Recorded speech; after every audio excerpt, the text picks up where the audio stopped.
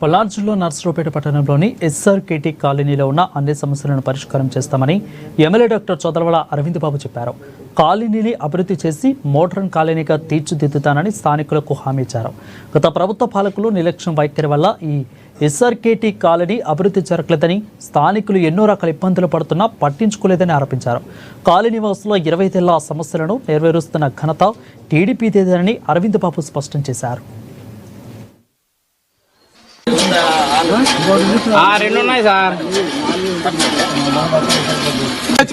వర్షాకాలం అయిన తర్వాత చలికాలం గానీ ఎండాకాలం గానీ నీటి ఎద్దడి లేకుండా మరి ఇక్కడ చంద్రబాబు నాయుడు కాలనీ గానీ స్టేడియం దగ్గర గానీ అదేవిధంగా ఎస్ఆర్కేటీ కాలనీలో కానీ వీటన్నిటిలో ఒక 5 బోరింగ్లు మరి అసిస్ట్ ఆధ్వర్యంలో ఏర్పాటు చేయడం జరిగింది.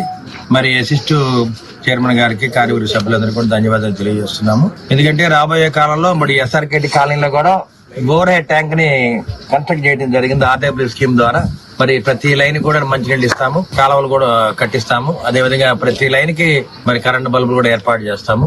ఎందుకంటే ఉమ్మడి కుటుంబం ఏర్పడిన తర్వాత ఈ ఎస్ఆర్కేటీ కాలనీ గానీ చంద్రబాబు నాయుడు కాలనీ ఏరియాస్ అన్నింటిని కూడా బాగు చేద్దామనే ఆలోచనతోటి ఉమ్మడి ప్రభుత్వం ఉంది.